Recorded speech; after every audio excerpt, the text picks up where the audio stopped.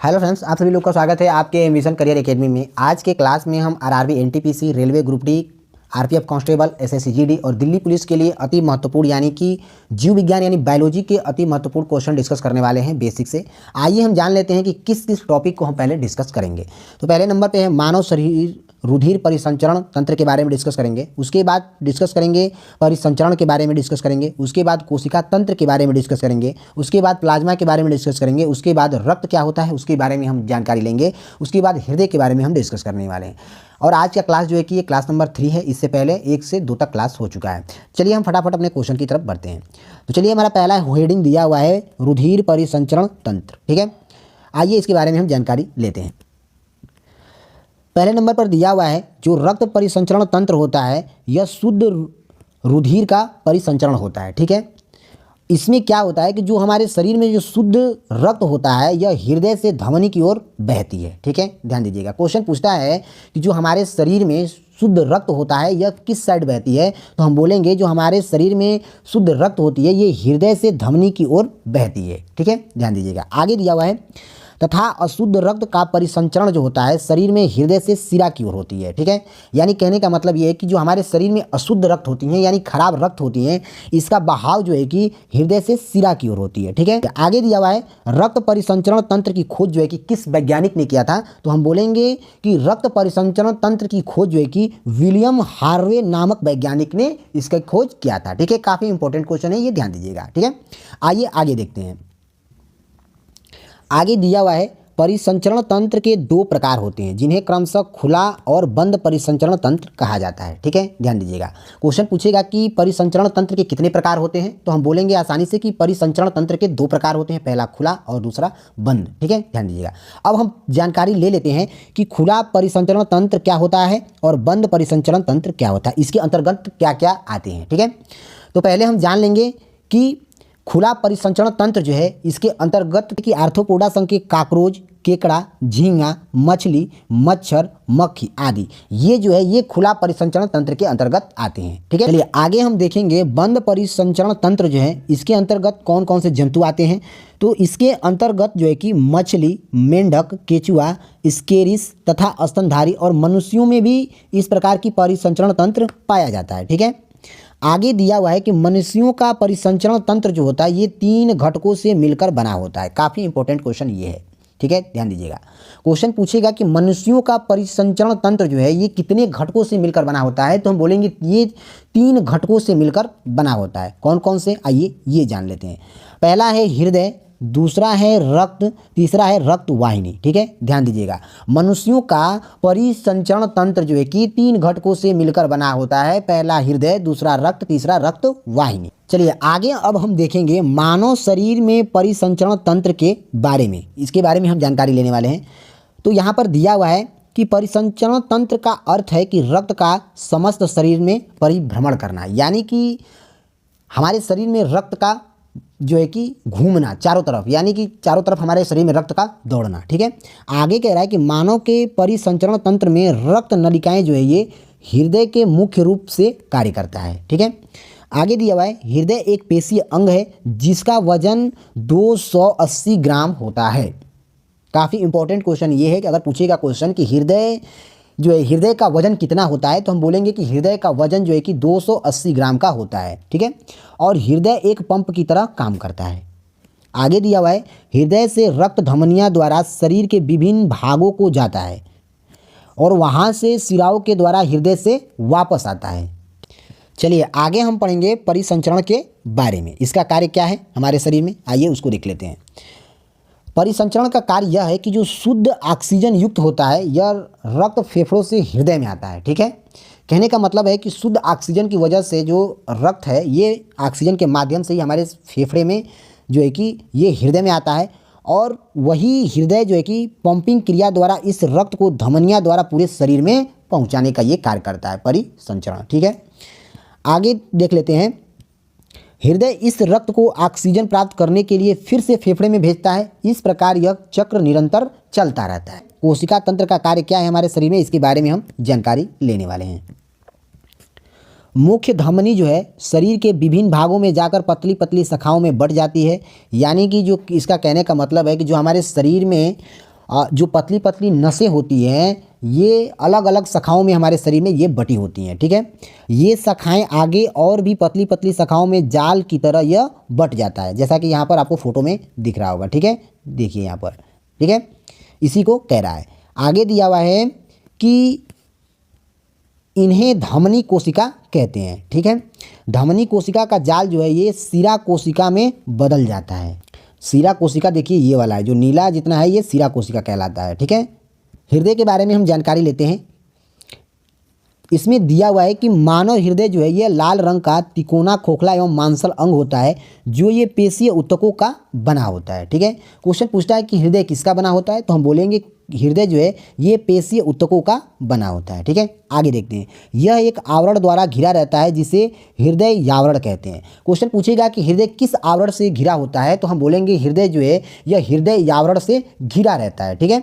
आगे दिया हुआ है इसमें पेरिकार्डियल द्रव्य भरा रहता है जिसे हृदय की बहाव या आघातों को ये रक्षा करता है। क्वेश्चन ये भी पूछता है कि हृदय में कौन सी द्रव्य भरा रहता है जिससे जो है कि हृदय को सुरक्षा प्रदान करने का वो कार्य करता है, तो हम बोलेंगे हृदय में पेरिकार्डियल द्रव्य भरा रहता है जिसे हृदय के बहाव या आघातों को रक्षा प्रदान करने का ये कार्य करता है। कौन, तो पेरिकार्डियल द्रव्य, ठीक है, ध्यान दीजिएगा। या ऐसे भी क्वेश्चन पूछता है कि हृदय में कौन सा द्रव्य भरा रहता है, तो हम बोलेंगे साफ साफ कि हृदय में पेरिकार्डियल द्रव्य भरा रहता है, ठीक है। आगे दिया हुआ है हृदय में मुख्य रूप से 4 प्रकोष्ठ होते हैं जिसे लंबवत रूप से 2 भागों में बांटा गया है। मगरमच्छ और क्रोकोडाइल घड़ियाल ऐसे सरीसृप हैं जिसमें 4 हृदय कोष्ठीय होता है, ठीक है। आगे दिया हुआ है पक्षी वर्ग एवं स्तनधारी वर्ग में हृदय 4 कोष्ठ होता है, ठीक है। क्वेश्चन दिया हुआ है केंचुए में हृदय की संख्या 4 जोड़ी होती है, ठीक है, और 8 हृदय पाया जाता है। काफ़ी इंपॉर्टेंट क्वेश्चन है, ध्यान दीजिएगा। आगे दिया हुआ है कॉकरोच के हृदय में 13 चेंबर पाए जाते हैं, काफ़ी इंपॉर्टेंट है। आगे दिया हुआ है कि हृदय का वजन जो है कि महिलाओं का 250 ग्राम का होता है और पुरुषों का 300 ग्राम का होता है। और वहीं आगे कह रहा है कि मानव शरीर का सबसे व्यस्त अंग कौन सा है, तो हृदय है। देखिए यहाँ पर क्वेश्चन ऐसे पूछता है कि महिलाओं का हृदय कितने ग्राम का होता है, तो हम बोलेंगे महिलाओं का हृदय जो है कि 250 ग्राम का होता है, ठीक है, ध्यान दीजिएगा। आगे पूछेगा कि पुरुषों का हृदय कितने ग्राम का होता है, तो पुरुषों का हृदय जो है कि 300 ग्राम का होता है, ठीक है। अब आगे क्वेश्चन ऐसे बनता है कि मानव शरीर का सबसे व्यस्त अंग कौन सा है, तो मानव शरीर का सबसे व्यस्त अंग हृदय है, ठीक है, ध्यान दीजिएगा। आगे क्वेश्चन दिया हुआ है कि हृदय का कार्य जो है यह शरीर के विभिन्न भागों को रक्त पंप करने का कार्य करता है, ठीक है, या ब्लड सर्कुलेशन को पहुंचाने का कार्य करता है, या उसे पुश करने का कार्य करता है, ठीक है, ध्यान दीजिएगा। रक्त दाब मापने वाले यंत्र को स्फिग्नोमीटर कहते हैं और प्रत्येक रक्त कण को शरीर का चक्र पूरा करने में लगभग 60 सेकेंड लगता है। यहाँ पर 2 क्वेश्चन बन रहे हैं काफ़ी इंपॉर्टेंट। क्वेश्चन पूछेगा कि रक्त दाब मापने वाले यंत्र को क्या बोलते हैं, तो हम बोलेंगे रक्त दाब मापने वाले यंत्र को हम स्फिग्नोमीटर बोलते हैं, ठीक है। अब क्वेश्चन पूछता है कि प्रत्येक रक्त में जो कण को शरीर का चक्र पूरा करने में लगभग कितना सेकंड लगता है, तो हम बोलेंगे इसमें 60 सेकंड लगता है, ठीक है। आगे दिया हुआ है एक वयस्क मनुष्य का हृदय जो है 1 मिनट में 72 बार धड़कता है। काफ़ी इंपॉर्टेंट क्वेश्चन है, ध्यान दीजिएगा।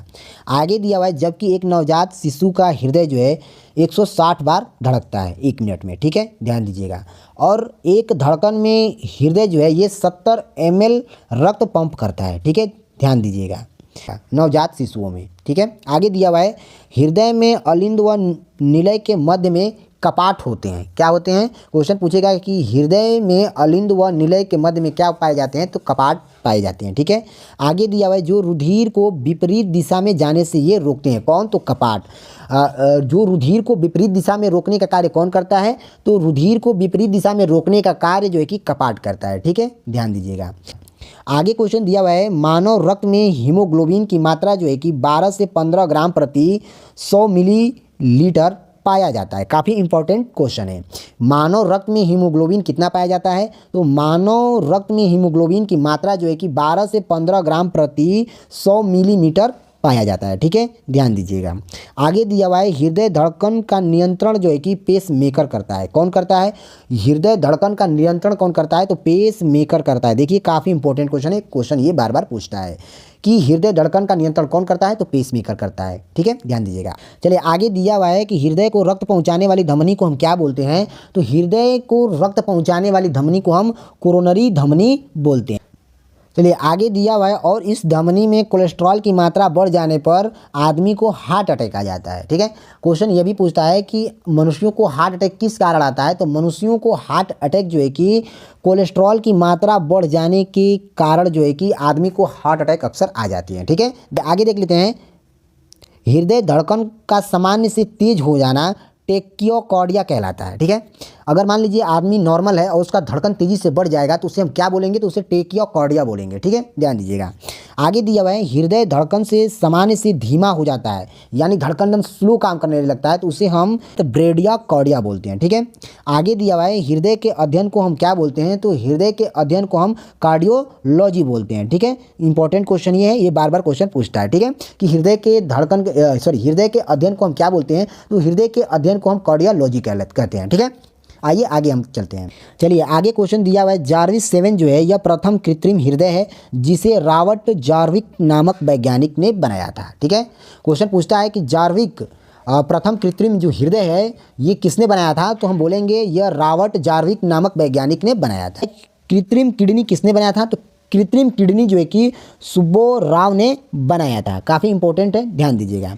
आगे दिया हुआ है, सबसे कम धड़कन ब्लू व्हेल की हृदय की है जो 25 मिनट है। ठीक है, और सबसे अधिक धड़कन जो है कि छछूंदर की है 800 मिनट। ठीक है, ध्यान दीजिएगा।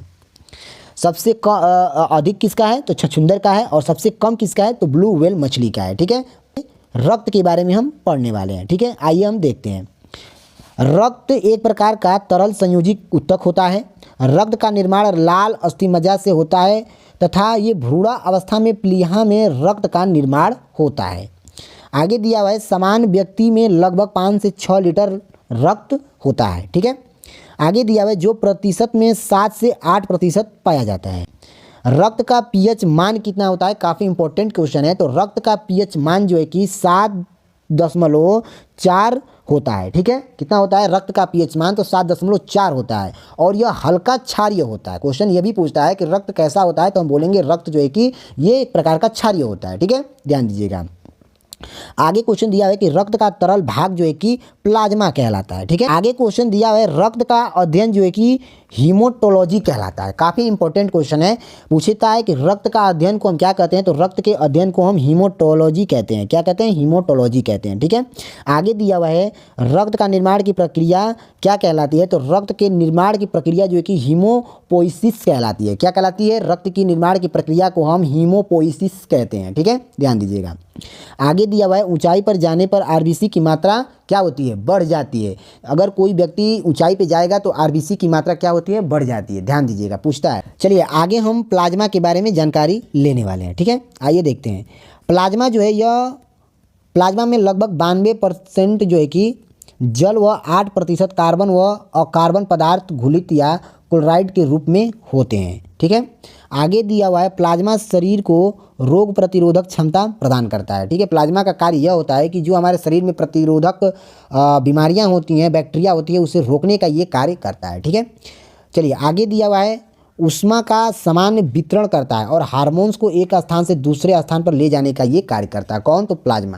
क्वेश्चन ये भी पूछता है कि हमारे शरीर में जो हार्मोन्स होते हैं उसको एक स्थान से दूसरे स्थान पर ले जाने का कार्य कौन करता है, तो प्लाज्मा उसे ले जाने का कार्य करता है। ठीक है, अब हम पढ़ेंगे लाल रुधिर कणिकाओं के बारे में, यानी कि आरबीसी के बारे में।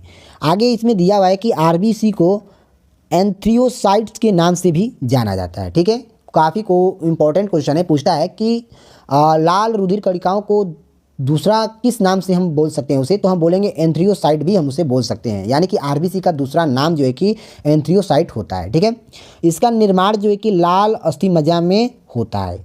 आरबीसी का निर्माण कहाँ होता है, क्वेश्चन ये भी पूछता है। तो आरबीसी का निर्माण लाल अस्थिमज्जा में होता है।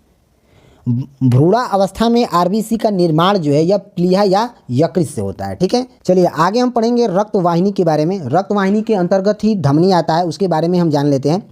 तो जो रक्त वाहिनी है धमनी, यानी कि इसमें शुद्ध रक्त को हृदय से शरीर के अन्य अंगों तक ले जाने वाली वाहिनियाँ धमनी ये कहलाती है। ठीक है, इसमें रक्त प्रवाह तेजी से और उच्च दाब पर होता है, ठीक है। और महाधमनियाँ जो है ये सबसे बड़ी धमनी होती है। क्वेश्चन, किंतु ये फुफ्फुस धमनी से अशुद्ध रक्त प्रवाहित होता है। देखिए काफ़ी इंपॉर्टेंट क्वेश्चन यह भी पूछता है कि अशुद्ध रक्त किससे प्रवाहित होता है, यानी कि अशुद्ध रक्त जो है ये किससे निकलता है, तो हम बोलेंगे कि फुफ्फुस धमनी से ही अशुद्ध रक्त निकलता है, ठीक है, बाहर। ध्यान दीजिएगा। आगे दिया हुआ है शिरा। शिरा के बारे में हम पढ़ लेते हैं। शिरा का कार्य क्या है हमारे शरीर में, तो शिरा का कार्य यह है कि शरीर के विभिन्न अंगों से अशुद्ध रक्त को हृदय की ओर लाने वाली वाहिनियां शिरा कहलाती है, ठीक है, जैसा कि अभी हम पिछले फोटो में दिखाए थे, ठीक है, शिरा को। आगे दिया हुआ है कि किंतु फुफ्फुस शिरा में शुद्ध रक्त होता है, ठीक है।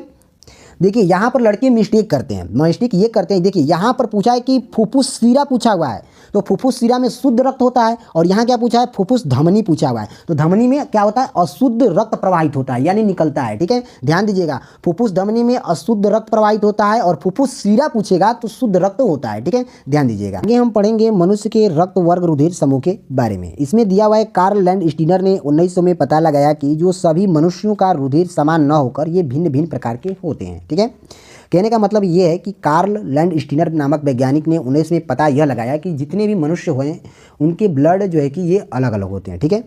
इस भिन्नता का कारण यह है कि रुधिर की लाल रुधिर कोशिकाओं में एक विशेष प्रकार की प्रोटीन ग्लाइकोप्रोटीन की उपस्थिति के कारण ये होता है, ठीक है, जिसे हम एंटीजन कहते हैं, ठीक है। और एंटीजन जो है कि ये दो प्रकार के होते हैं, पहला एंटीजन ए और एंटीजन बी। आइए इसके आगे देखते हैं।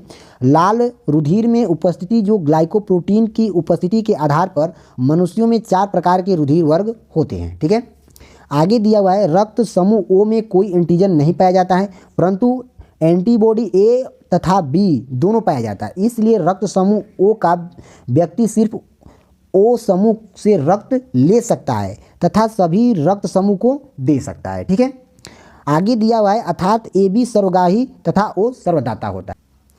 चलिए यहाँ पर एक लिस्ट दिया हुआ है, यहाँ पर आप देख रहे होंगे, एक तरफ दिया हुआ है माता पिता और एक तरफ बच्चों में संभावित क्या हो सकता है ब्लड। तो यहाँ पर कहने का मतलब ये है कि एक तरफ जो ये लिस्ट दिया हुआ है, अगर माता पिता में ये ब्लड जो है अगर पाया जाता है तो बच्चों में ये संभावित हो सकता है ब्लड, ठीक है। आप इसको देख सकते हैं। तो चलिए फ्रेंड्स, मिलते हैं नेक्स्ट वीडियो के साथ, तब तक के लिए जय हिंद, जय भारत।